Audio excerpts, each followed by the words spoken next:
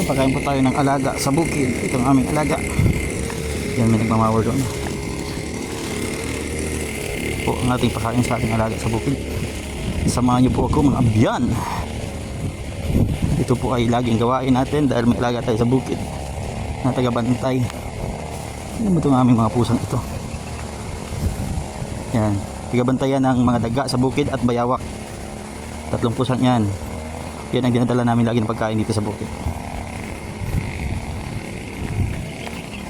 Abay, bilis. Yung itim, sobrang bait niyang itim na yan. Ay naku, nagmamasahe pa yan sa akin. Pag nakaupo ako, biglang papakalong yan. Yan. Ang aming alagang pusa. Ang daming hinog na ano, na tawag dito, kakao. Mamaya ikutin natin mamaya yan. Ang daming hinog.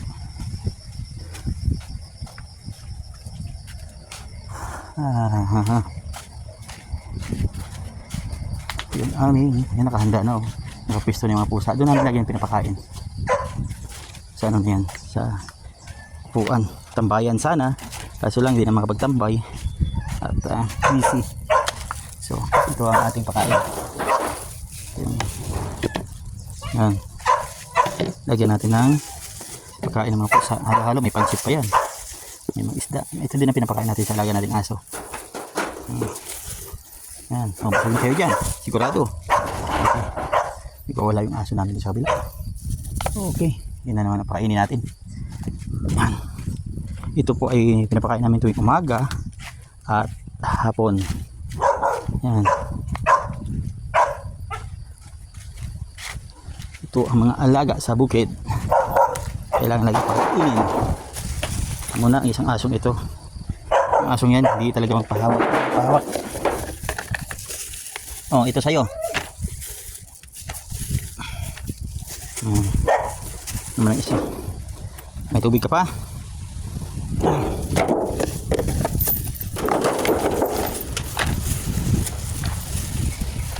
Binibili pa namin ito ng bigas ng aming mga aso. Yung, alam mo naman ang pinakamurang bigas dito sa Tanawan ay 42. Yun po ay yun yung pinakamura. Yung pang aso pa lang yun, pang ano, kasi kulay dilaw. Hindi talaga makain pag ano, pag yun ang bibilhin mo, isasaing mo, wala, hindi makain kasi may amoy at saka may halong dilaw na puti na hindi maintindihan. Ito naman ang ngayon pakain natin sa ating itik sa loob. Ito yung itik dito sa loob. Okay, kaya kailangan natin, talagang silyado itong aking pintuan. Napasok kasi yung aso dito, kaya narangan ng aking punsok ang daan. Talaga namang pati ako parang ayaw ko padaanin. Pwede muna natin yan. Okay, pwede na natin mamaya. Kasi pinapasok ng aso dito eh. Ilan ang itik ko na pinatay, gawa ng kawala ng aso. Kukunti na lang itik kasi yung iba nabinta na namin ang iba. Kaya yun, pakainin natin ang itik na wala ng pakainan. My God. Tapos lagyan pa ng tubig. Ito, ako, yan, may kanin. Ito po yung mga gulay na tinadtad, may halong mga kanin yung galing sa resto. Yan, pagkain. Tapos may alaga ako din sa loob. Ba't nandun yung mga sisiw sa loob? Ba't nakapasok?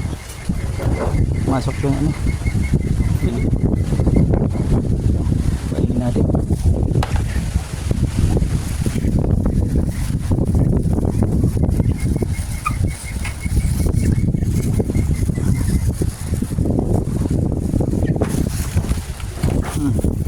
Dali, labas kayo. Labas, chay. May mais pa akong pinapakain dito. Mga to, hindi lang bukod sa pakain, meron pang mais yan.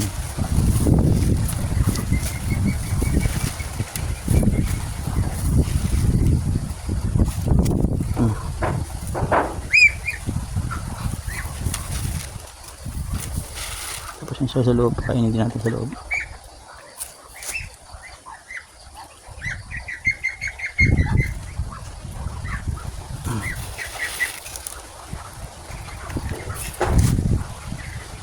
Bigyan na rin natin pagkain dito sa loob. Bigyan na rin siya ng tubig. Ito dito ko pinakulong ang mga sisiw.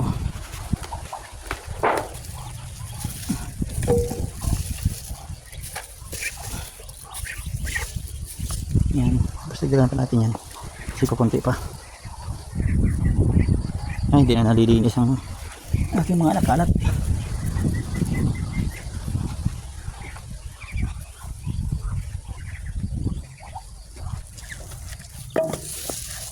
Ayan.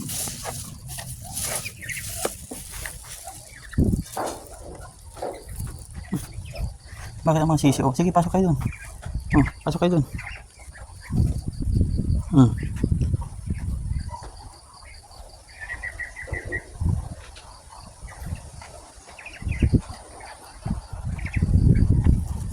Papasokin natin. Ang sisiw dun sa kabila.